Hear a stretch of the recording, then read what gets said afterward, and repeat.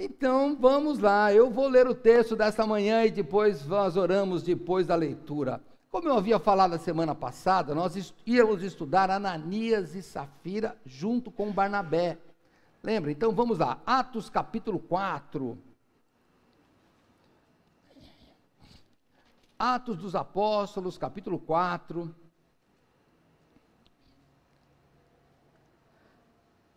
Lembrando aos irmãos, né, a gente sempre fala isso, né, que é uma verdade. Irmãos, a Bíblia não foi escrita em capítulo e versículo, tá bom? Eu sei que você sabe disso, mas às vezes nos engana, tá bom? A divisão que tem aqui não é inspirada, é alguém que achou, estudiosos, claro, é uma divisão boa. Estudiosos achavam isso, né, que era essa divisão melhor, porque pega um assunto e faz perícopes, né, faz pedaços. Mas quando nós vemos aqui Atos dos Apóstolos, capítulo 4, nós estamos vendo, olha quando eu terminei a semana passada, verso 35, e repartia-se a cada um segundo a necessidade que cada um tinha. Então o escritor Lucas, ele começa a falar de como era a vida deles patrimonial. Eles dividiam as coisas, e aí ele dá dois exemplos que são interessantes e contrastantes. Depois que ele fala que todo mundo passava bem, então ele começa, mas tinham os Barnabés, verso 36.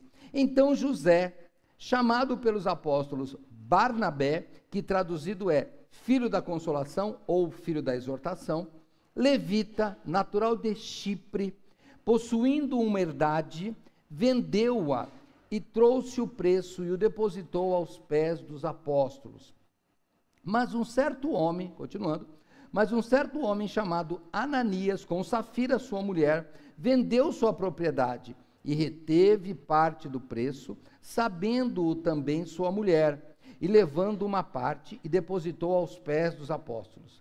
Disse então Pedro: Ananias, por que encheu Satanás o teu coração para que mentisses ao Espírito Santo e retivesses parte do preço da herdade? Guardando-a não ficava para ti? E vendida não estava em seu poder? Por que formaste esse desígnio em seu coração? Não mentiste aos homens, mas a Deus. E Ananias, ouvindo essas palavras, caiu e expirou. E um grande temor veio sobre todos os que isto ouviram. E levantando-se os moços, cobriram o morto, e transportando-o para fora, o sepultaram. E passando um espaço quase de 3 horas, entrou também sua mulher, não sabendo o que havia acontecido. E disse-lhe Pedro: dize-me, vendestes, portanto, aquela herdade? E ela disse: sim, portanto. Então Pedro lhe disse: por que é que entre vós vos concertastes, ou entrastes em acordo, para tentar o Espírito do Senhor? Eis aí à porta os pés dos que sepultaram o teu marido, e também te levarão a ti. E logo caiu aos seus pés e expirou. E entrando os moços acharam-na morta, e levando-a para fora, sepultaram junto de seu marido. E houve um grande temor em toda a igreja, e em todos os que ouviram estas coisas, até aqui, tá bom? Eu vou pedir que o irmão Wendel, por favor, ore, ele está bem pertinho do irmão Ageu e já pode orar. Oremos, Senhor.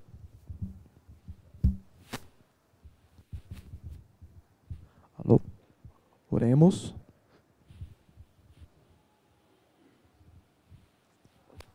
Oremos.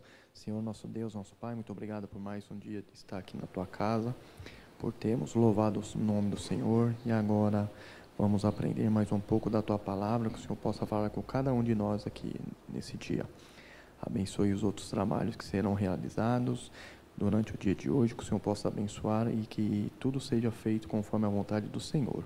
Perdoa nossos pecados e nos dê um dia de paz. Em nome de Jesus eu peço e agradeço por tudo. Amém. Amém. Obrigado, irmãos. Vamos lá, começando a pensar no contraste, como eu disse, né? Você vê, Lucas fala de Barnabé e logo após ele fala de Ananias. Como que contrastando?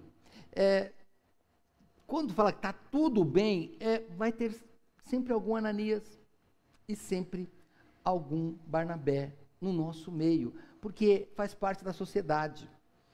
Não tem, né, como o pastor Nilson sempre diz, pastor, se você encontrar uma igreja perfeita, não vá para ela, porque quando você chegar, ela vai se tornar imperfeita na mesma hora, porque nós somos assim. Então, faz parte da sociedade. O que nós temos que fazer é pedir a Deus que nós sejamos sempre o Barnabé, nunca Ananias. E por quê? Vamos lá. Barnabé, aliás, o nome é José, diziam que os irmãos, os apóstolos, colocaram esse sobrenome, um apelido, Barnabé, que quer dizer filho da consolação, filho da exortação, talvez porque, se der tempo hoje, eu acho que não vai dar, a gente fala depois, sobre tantas vezes que aparece Barnabé fazendo tantas coisas. Barnabé faz muita coisa, irmãos, ele é que leva Paulo, quando você vê, olha, eu vou ter que adiantar aqui, porque eu já sei que não vai dar tempo, então, por exemplo, quando fala, e em Antioquia, eles se reuniram durante 1 ano, e lá eles foram chamados pela primeira vez cristãos, é porque Barnabé e Paulo tinham ido para lá, e eles estudavam durante 1 ano. Então, ele é um homem que está nos momentos fortes e de fortalecimento da igreja, tá bom? Mas daí você começa, vou fazer o que nós fazemos de sexta-feira. Sexta-feira, que você está convidado para vir, 7h30 da manhã, a gente faz um culto aqui, e na verdade é um estudo bíblico, e aí os irmãos perguntam aquelas coisas assim, quer ver? Por exemplo, então José, chamado pelos apóstolos Barnabé, que traduzido é filho da consolação, levita natural de Chipre, possuindo uma herdade, vendeu e trouxe o preço e depositou aos apóstolos. Aí quando você vem aqui, pastor Neil e outros, aí vem aquele irmão que fala, peraí, se ele era levita, ele não tinha herança. É verdade. Por quê? Quando você vai lá em Números capítulo 18, vamos lá, Números capítulo 18, eu vou voltar já, hein? No verso 20, diz assim, disse também o Senhor a Arão, na sua terra herança nenhuma terás, e no meio deles nenhuma parte terás. Eu sou a tua parte e a tua herança no meio dos filhos de Israel. E eis que os filhos de Levi, e eis que aos filhos de Levi tenho dado todos os dízimos em Israel por herança, pelo ministério que executam, o ministério da tenda da congregação. E nunca mais os filhos de Israel chegarão à tenda da congregação, para que não levem sobre si o pecado e morram. Mas os levitas executarão o ministério da tenda da congregação, e eles levarão sobre si a sua iniquidade. Pelas vossas gerações, estatuto perpétuo será, e no meio dos filhos de Israel, nenhuma herança terão. Pronto. Que ele vendeu? E aí, pessoal, essas perguntas que os irmãos fazem, que é muito legal, porque daí a gente fala, bom, não sei, a gente vai procurar. Por quê? Olha aqui as ideias, irmãos. Primeiro é o seguinte, olha, a palavra herdade aqui, ela pode se referir à herança e pode se referir também à propriedade. Você veja que, quando vai falar de Ananias, ele fala no verso 1, vendeu uma propriedade, e quando Pedro pergunta, ele fala, por que você reteve o preço da herdade? É o mesmo nome. Então, vamos pensar numa propriedade, não uma herança. Mas, ele podia sim ter uma herança, porque ele era de Chipre, fora dos contornos de Israel, e lá, ele não tinha recebido herança, e lá ele tinha uma outra vida. Então, é uma explicação, pode ser isso. Pode ser também que ele tenha comprado. Ele tenha comprado, é porque eles recebiam os dízimos, ele tinha o seu sacerdócio, ele comprou e vendeu, pode ser. Mas pode ser também que os judeus tivessem flexibilizado a interpretação. Por quê? Irmãos, nós, naturalmente, o ser humano, ele vai fazendo assim, olha, a lei começa assim, a brasa está no meio, cada um com a sua sardinha. E daí, com o tempo, a gente vai falar assim, mas se eu puder puxar a brasa um pouquinho para cá, porque a minha sardinha está esfriando. E aí a gente começa a puxar a brasa para a sardinha. Você lembra que eles fizeram isso com os pais? Honra teu pai e tua mãe, e honrar era sustenta também, porque o primogênito era o INSS da época, era o serviço social. Ele recebia o dobro da herança, mas ele ajudava lá os pais depois. Aí ele dizia, Corban, que é a oferta ao Senhor, então eu estou livre daqui. Então pode ser que foram flexibilizando as leis, a gente não sabe. Eu te falo, eu prefiro entender que como estava fora de Israel, ele comprou, vendeu, e é isso que importa, mas é só curioso, é a curiosidade, vem de sexta-feira que você vai ter mais perguntas dessas, tá? Que daí é muito bom. E aí, voltando aqui, né? Então, esse homem vende, e o destaque aqui não é se ele era levita, o destaque aqui não era o que ele vendeu, não era o valor, o que era aqui era a liberalidade. Ora, se no verso 31, repartia-se a cada um, segundo a necessidade que cada um tinha, se uma pessoa tinha mais, ela queria que o outro que tem menos chegasse próximo dela. E olha, se você, eu não sou sociólogo, tá?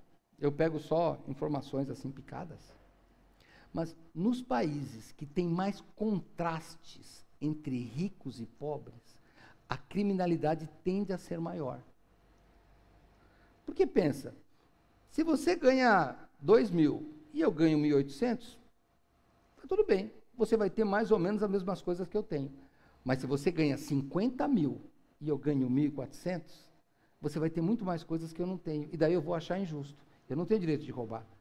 Mas uma pessoa sem Cristo, ele acaba fazendo isso. Então, quando você tem muito contraste, olha, São Paulo é a cidade mais rica do país. Me ajudem aí, é isso, né? Se não for a mais rica, está lá. Você tem o maior número de morador de rua. Porque o contraste é maior. E na igreja eles não tinham tanto contraste. E aí era legal. Sabe, não era uniforme, mas é isso que as pessoas faziam. E o que a Bíblia está ressaltando aqui, através de Lucas, escrevendo o livro de Atos? Ele está ressaltando que Barnabé, vamos chamá-lo assim, que é o nome que os apóstolos deram, e depois ele fica sempre mencionado por Barnabé.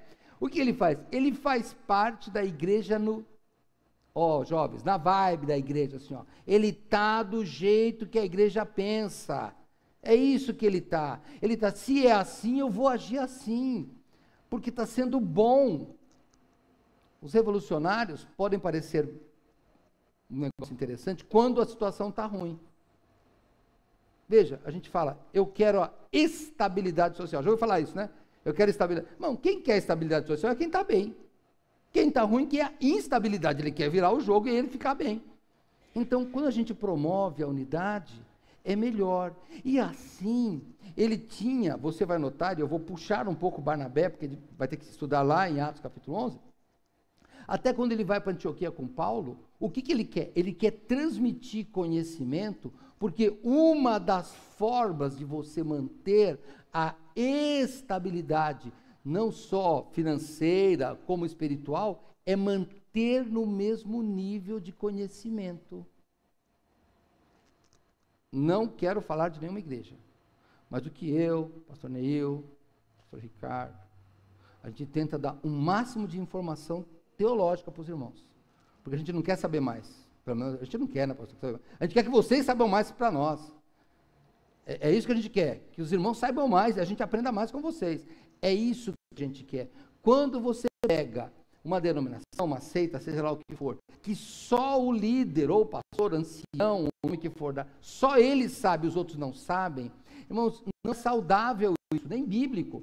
A ideia é, eu compartilho o conhecimento e quero que os irmãos saibam tanto quanto o pastor, não tem que saber mais, menos, tem que saber igual, ou mais, porque nós somos sacerdotes de Cristo, temos sacerdote universal, e nós precisamos de saber a razão da nossa fé.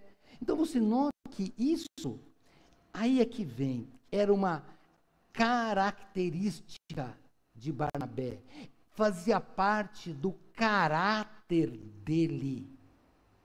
E nós, quando pensamos que somos nossa criatura, nós temos um caráter aqui, que é um caráter ruim. Só que o que nós fazemos quando Jesus toma conta da nossa vida?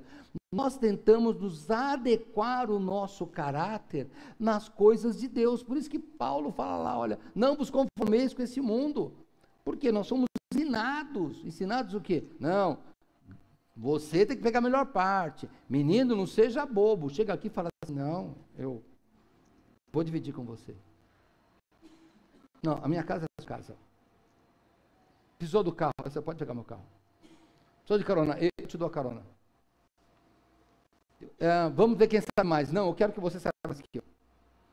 Essa é a ideia. E você que estava no caráter de Barnabé. Só que tem Ananias. E Ananias, o que ele era? Vamos pensar em Ananias? Vamos lá. Atos capítulo 5, né? Mas um certo homem, chamado Ananias, com Safira, sua mulher, vendeu uma propriedade. Então, assim como Barnabé, ele tinha uma propriedade, que depois o apóstolo Pedro vai chamar de herança. Então, os dois tinham posses. E até aqui estão os dois iguais. Os dois vendem a sua propriedade numa aparente igualdade e liberalidade, numa aparente igualdade de caráter. Parênteses aqui, eu brinco com os irmãos, né? Em Vila São José, eu não acredito que Jesus venha no domingo, dia de culto. Todo mundo cara de crente. Todo mundo vestido, normalmente a gente está no mesmo jeito. Parece que é todo mundo amoroso. Estou brincando, irmãos. Eu sei que são. Espero. Mas, eu sei que são. Vamos lá. Então, todo mundo está aqui. Aí, você começa o seguinte. Ele vende, está ali, todo mundo. Então, vamos brincar lá, né? Pessoal, estou aqui. Tá, Barnabé na fila. Põe o dinheiro. Vai embora. Vem Ananias. Põe o dinheiro. Vai embora. Só que tem uma coisa aqui que na hora ninguém percebeu, porque era dele. Quando Ananias vende, verso 2, e reteve parte do preço, sabendo também a sua mulher, e levando uma parte, e depositou aos pés dos apóstolos. Então ali, até aquele momento, havia 3 pessoas que sabiam do segredo, né? Ananias, sua mulher e Deus. O problema é o terceiro, que na verdade é o primeiro. O problema é que Deus sabia. Porque quando você faz alguma coisa escondido, tudo tranquilo. Quando eu me converti aos 18 anos. Então o pessoal me chamava, né? Festa de família. Não, mas pode beber um pouco, porque o pastor não vai saber. E realmente não vai saber. Nem precisa de saber. O grande problema é Deus. O pastor não sabe mesmo. Pastor. E nem precisa saber, depois Deus é que sabe. Pastor, igreja, ela não resolve problemas. As mãos da igreja, as mãos do pastor, elas têm limites. Me fala, qual a pior coisa que pode acontecer com relação à igreja? É você ser disciplinado e perder a comunhão. E olha, com respeito aí aos católicos, se tiver católico aqui, batista é mais tranquilo ainda, hein? Porque o católico, quando ele excomunga alguém, a doutrina oficial católica, hein? Quando ela tira alguém da igreja, a pessoa não vai para o céu. Porque segundo a igreja católica, ela tem as chaves do céu. Então, quando uma pessoa é excomungada, ela vai para o inferno. Ela não vai mais para o céu. E aqui não. Aqui quando você sai da igreja, se tiver Cristo, ainda vai para o céu. Te encontro lá ainda. Olha que coisa. Vê como é diferente? Então, não precisa de me enganar, não. Fica tranquilo. O grande problema vem depois. Disse então Pedro assim: Ananias, por que encheu Satanás o teu coração para que mentisses ao Espírito Santo e retivesses parte do preço da herdade? O problema é que nós temos padrões, né? Hoje está uma grande guerra aí entre Estados Unidos e os BRICS, aí, nós estamos no meio, hein? Porque a gente aqui, nós, Rússia e não sei o que, o Brasil aí, quer mudar a moeda. E os Estados Unidos falou, não muda a moeda, continua negociando em dólar. Não, nós vamos criar uma moeda aqui. Eu falei, então eu vou te taxar 100%. Por quê? Porque a medida de dinheiro que você usa, ela pesa diretamente na sua vida. Você vê, a irmã Risa voltou lá, está morando nos Estados Unidos, né? Bom, tem que ganhar em dólar lá, porque chegar lá, agora bateu no 6, né? Quando alguém fala assim, não, isso aqui é baratinho, custa 6, o quê? Se for R$6, tá barato. Se for $6, tá caro. A medida, você tem que ter a ideia do que ela vale. E quando você se converteu a Cristo, eu quero te falar que a sua medida mudou. A sua medida mudou. Porque quando Deus está vendo, ela não vai ver o volume do seu dinheiro. Ela vai ver isso que para o hebreu é muito forte, chamado coração. Para o judeu, principalmente nos tempos bíblicos, coração era o centro da decisão com emoção. Hoje nós temos a ideia do coração paixão. Paixão. Né? Sabe o que a gente faz? Não sei fazer o coração, eu nunca sei fazer aquele negócio. Já tentei, mas aquele coraçãozinho que vocês fazem lá, né? Não sei como é que é. Aquele coraçãozinho lá quer dizer paixão. Porque daí você começa, coraçãozinho, fala, tem certeza que você ama mesmo? Pense em alguma coisa ruim que eu fiz. Pensa se sempre foi. Aí você começa a pôr a mão para trás e fala, vamos tirar o coraçãozinho, vai. Aí você faz. Tá tudo bem, não quer dizer, olha, vamos continuar a história, né? Sabe o que é esse símbolo aqui? Você que está aí, ó, no WhatsApp, acabou a conversa. Quando você vai o coraçãozinho, quer dizer, tchau, vamos embora. Aí você dá aquele oizinho lá, não é? Você começa a perguntar, demora? Então isso que você faz. O que acontece? Quando você está falando com Deus é diferente, porque Ele vai falar de coração como centro das decisões e emoções. E aí a moeda pesa. A moeda pesa. Porque vamos imaginar, eu estou imaginando, não está na Bíblia, hein? Que a herdade de Barnabé valia 1.000. E vamos imaginar que a herdade de Ananias e Safira valia 2.000. Então, para todos, socialmente falando, Ananias deu mais. O problema é aquilo que eu falei. 3 pessoas sabiam, Ananias, Safira, sua esposa e Deus. E como é que Deus conta? Vamos lá para Lucas capítulo 21, que é o mesmo escritor de Atos, né? Nós até achamos que Atos é uma continuação de Lucas aqui. Então, se for mesmo, imagina. Bom, é porque ele fala no começo, né? Mesmo que seja em 2 volumes, uma história só. Mas, veja, Lucas capítulo 21, olha Deus olhando, e eu vou brincar aqui, hein? Não é isso, mas eu vou brincar. Olha Deus olhando para Barnabé e Ananias. Verso 1 do capítulo 21 de Lucas. E olhando ele, viu os ricos lançarem as suas ofertas na arca do tesouro. E viu também uma pobre viúva lançar ali 2 pequenas moedas. E disse, Jesus disse, em verdade vos digo que lançou mais do que todos esta pobre viúva. Porque todos aqueles deitaram para as ofertas de Deus do que lhe sobejava, do que sobrava. Mas esta, da sua pobreza, deitou ou colocou todo o sustento que tinha. Contabilidade doida essa. O pastor Enoque, contador, doida. 2 moedas valem mais do que 2.000. 1 centavo, que a gente nem vê mais moeda, nem tem mais, não acha mais moeda, mas tem, imagina, de 1 centavo, vale mais do que 1 milhão. Como é que pode? Porque a contabilidade de Deus é diferente. E notem, o que Pedro acusa, onde ele está ali, chama o libelo acusatório, onde está a culpa de Ananias, volta lá para mim, Atos capítulo 4. Vamos lá, só fui mostrar o da viúva para os irmãos dele, vamos voltar para Atos capítulo 5.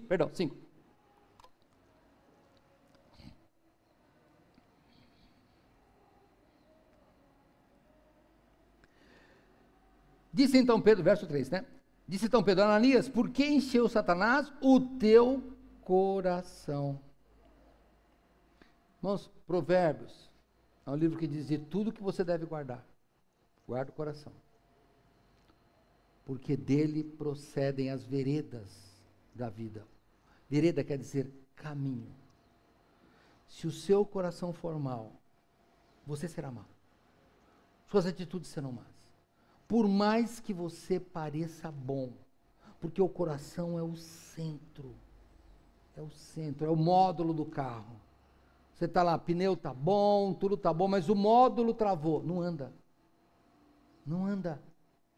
Então, você tem que cuidar do seu coração. Por isso que o Senhor disse lá em Ezequiel, que Ele ia escrever a lei dEle no nosso coração. É isso que precisa. Nós precisamos de fazer as coisas de acordo com o nosso coração. Nós cantamos, emocionamos até, eu acho que a gente até se emociona, mas olha, não se iluda. Não se iluda. Quando você se emociona cantando, é para você.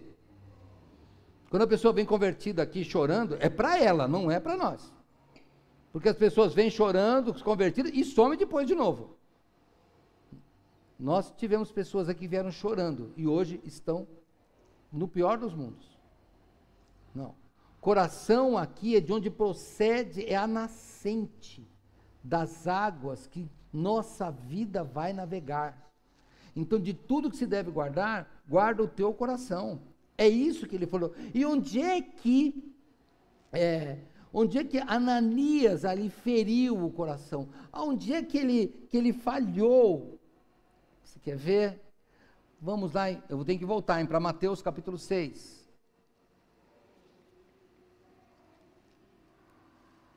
Mateus capítulo 6, verso 19.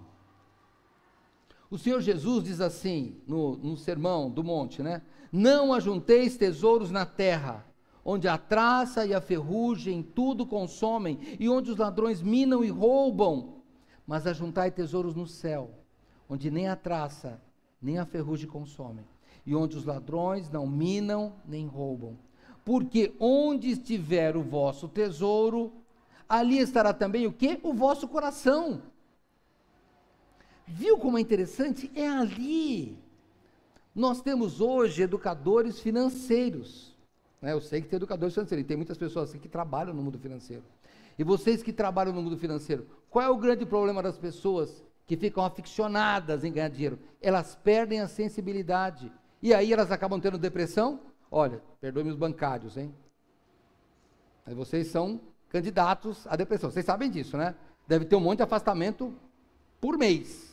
Porque tem, irmão, sabe por quê? Porque é isso, a pessoa muda, ela tem que mudar o coração, ela tem que olhar a vida de um outro modo, sabendo que, olha o que é importante, eu vou voltar a falar aqui do Marcelinho, quando o seu filho está perdido numa selva, o seu carro não vale nada, sua casa não vale nada, o que vale? O que é que vale os seus bens? O que vale o dinheiro que está guardado? O que vale? Você tem que ser prevenido, eu concordo, mas não deixe o seu coração no banco. O seu coração não pode estar no banco. O seu coração tem que estar em Deus, porque Ele diz que é lá que é o verdadeiro tesouro. Aqui não. Aqui não. Quando você investe aqui no Brasil, você tem o fundo garantidor de crédito lá, né? Isso é de crédito, eu acho que é. E aí o que é? Até X reais, se falir o banco, eles te pagam. Olha que legal. Mas tem um limite. Quando você coloca no fundo garantidor do céu, é diferente, porque Jesus garante qualquer valor. Não tem pecado que Jesus não perdoe. Então pense nisso. É melhor guardar o tesouro lá. Por isso que eu insisto, eu vou insistir. Mães, irmãs, venham orar na terça-feira. Você tendo um tempo, venha orar, é o verdadeiro. Olha, quando o banco te chama, você quer ver, ó, você vai pensar assim para vir na sexta-feira. Vou pensar em você que é aposentado, hein? O banco fala assim: venha fazer a prova de vida pessoalmente, se não perde. Não, aí até morto vai. Já foi, né? Lembra? Levaram até o morto. Até morto vai. Agora, vem assistir um culto? Não, não vou. Onde é que está o coração? Onde está o coração? Sabe o que Ananias e Safira fizeram? Eles levaram o tio morto para receber o dinheiro. Foi isso que eles fizeram. Eles venderam, juntaram o dinheiro e Deus falou assim: o que é isso? Não. E eu tenho que encerrar, irmãos. Nossa, nem cheguei em Safira ainda, mas vamos lá. Ó. Só na hora de ler a Bíblia, nós temos que ler também sobre o ponto de vista de Deus e qual o propósito. O propósito aqui não é valor, você tem que pensar nisso. Uma discussão que tem aqui é: poxa, olha, ele morreu aqui, Deus foi muito duro com ele. Não. Deus julga pelo coração. Nós estamos julgando pelo que Lucas relata. Foi o que Deus quis revelar para nós. Mas tinha um coração. E o coração continua sendo o calcanhar de Aquiles, vou falar assim, o problema de Ananias. E como se der tempo eu continuo, né, até dar o segundo sinal, mas eu queria falar com outro problema que foi de coração, que gera muita discussão também. Vamos lá, Gênesis capítulo 4. Em Gênesis capítulo 4, nós temos um problema semelhante com relação à quantidade e qualidade de oferta. Gênesis capítulo 4,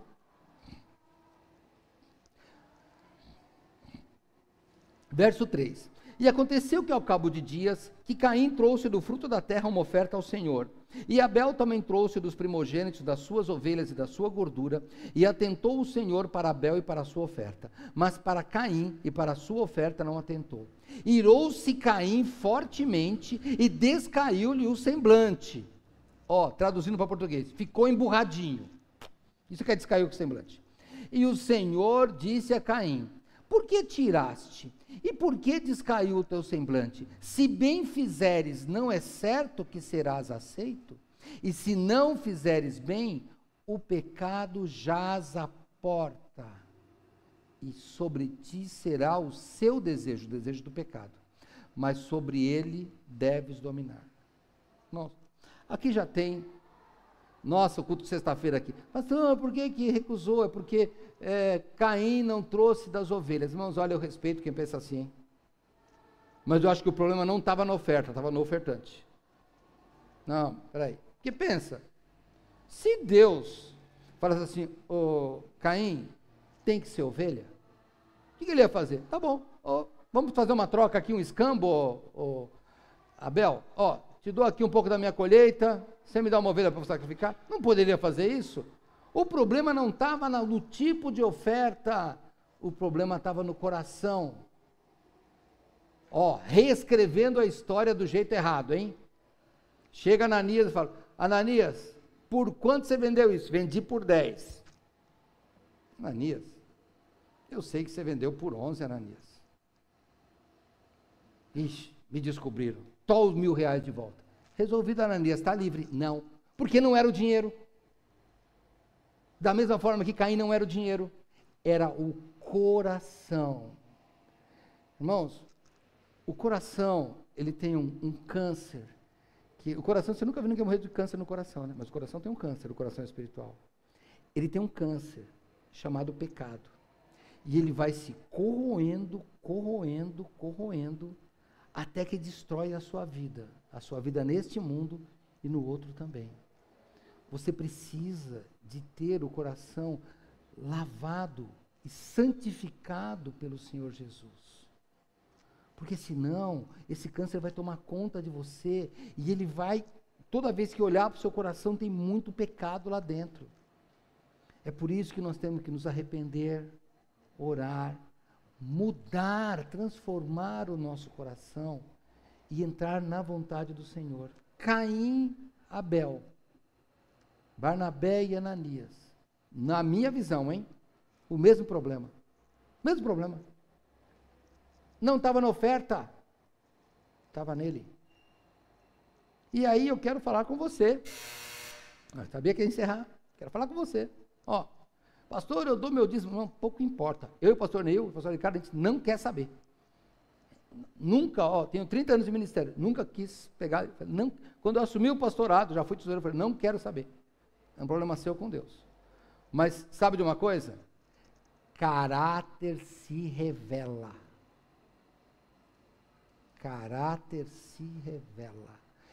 Você não conhece o meu coração, mas você sabe o que eu sou. Principalmente vocês aí que frequentam, tem muitos que frequentam a minha casa, alguns trabalham, já trabalharam lá comigo. Vocês sabem. É com vocês. Vocês sabem. Imagine Deus que está comigo 24 horas por dia e mais. Então, cuide do seu coração. Já que tem que ter Barnabés e Ananias e Safiras, numa igreja que está crescendo, numa igreja saudável, porque a igreja primitiva era saudável. mesmo assim tinha esses 3 tipos de pessoa, opte e peça a Deus para você sempre ser Barnabé, sempre. Fala, Senhor, eu te peço que eu sempre seja Barnabé, não por causa da doação, mas por causa do coração. Deus abençoe. Vamos lá para nossas aulas, eu vou orar. À noite, 6h30, nós voltamos, inclusive com transmissão para o culto dos jovens. Mas olha, você que está na internet, eu não vou estar aqui, falei que vou estar na congregação, mas o culto dos jovens é melhor pessoalmente, hein? Certeza, certeza. Aí não vai ser tão legal, se você puder vir vai ser melhor. Senhor Deus, muito obrigado, Pai, por esta manhã, nós te agradecemos e mais uma vez pedimos, ó Pai, que o Senhor possa mostrar onde está o Marcelinho e os seus amigos, que possa encontrar e alegrar de novo o coração de seus pais, dos familiares, e assim como ele se perdeu numa trilha, Senhor Deus, que ele achou que conhecia, que nós não nos percamos no nosso caminho, porque às vezes nós achamos que nos conhecemos, mas Pai, nós precisamos da tua bússola, que é a palavra, que é a tua palavra, e nós precisamos da tua orientação, para o Senhor nos mostrar o norte, para o Senhor nos mostrar onde nós devemos ir. E eu te peço que o Senhor faça isso com cada membro dessa igreja, que nós sejamos uma igreja que tenha apenas Barnabés. É o que te peço em nome de Jesus. Amém. Até a noite, então, para você da internet, irmãos, nós vamos...